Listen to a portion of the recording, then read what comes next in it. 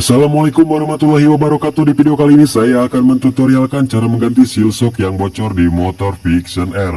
Pertama-tama kita gunakan dongkrak untuk mengangkat mesin ataupun rodanya. Setelah itu kita lepas asnya menggunakan kunci 17. Kemudian untuk baut spakbor yang dalam kita lepas menggunakan kunci 10. Sedangkan yang luar kita lepas menggunakan kunci L4 kiri kanannya ya. Oke, spakbor pun sudah kita lepas. Kemudian untuk baut sulingannya kita lepaskan menggunakan kunci L8.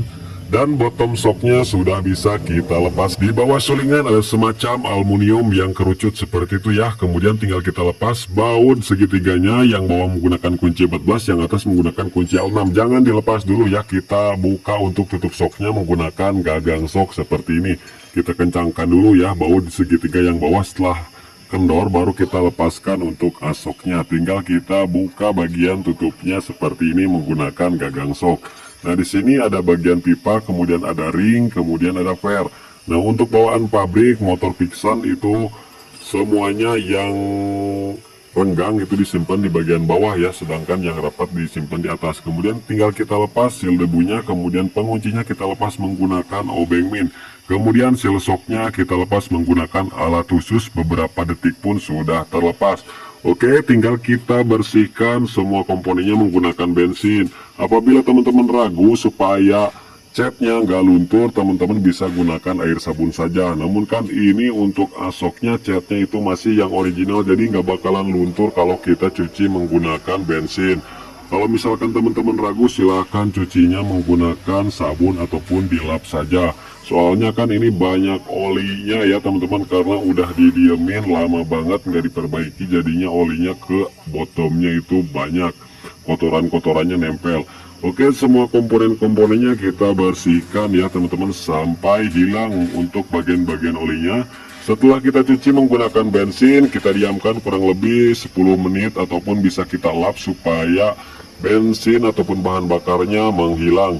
Tinggal kita ganti sealnya menggunakan yang baru. Nah, seal yang bekasnya kita gunakan untuk mendorong. Jangan lupa per yang bagian atas untuk debunya kita lepas dulu supaya tidak rusak. Nah, kita gunakan seal bekas. Kemudian tinggal kita pukul menggunakan palu karet.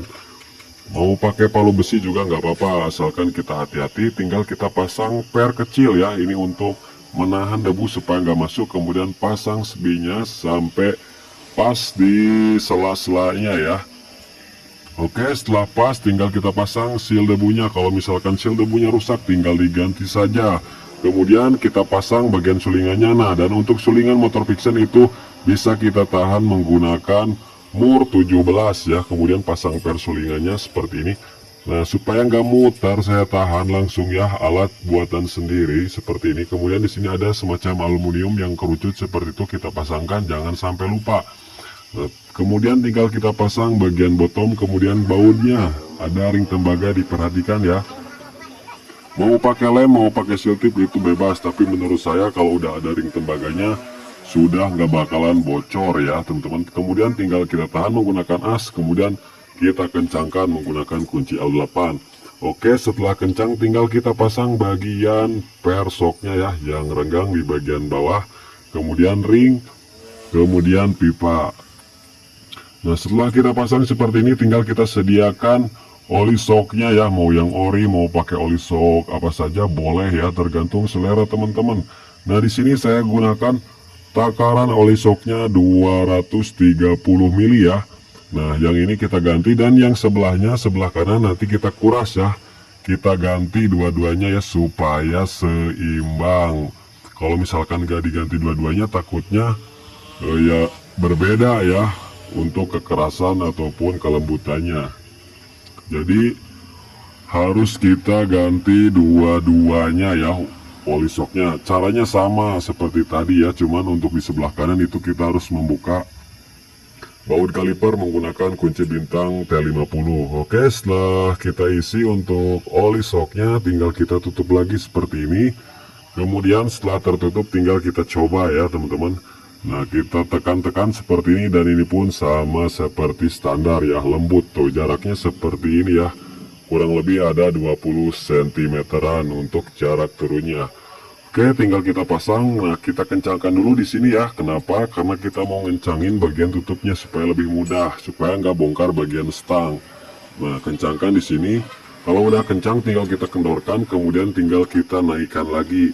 Usahakan untuk ketinggiannya itu sama ya, antara kiri dan kanan. Nah, setelah dirasa pas, tinggal kita kencengin. Yang bawah kita gunakan kunci 14, sedangkan yang atas kita kencangkan menggunakan kunci L6. Dan perhatikan, asnya ini jangan sampai seret. Kalau misalkan seret berarti itu tidak pas ya, ataupun ada yang tinggi sebelah. Oke, setelah pas tinggal kita pasang bagian spakbornya. Dan sok yang kanan udah saya kuras ya, caranya sama. Kemudian tinggal kita pasang lagi baut-bautnya, yang dalam baut 10, yang luar itu baut L.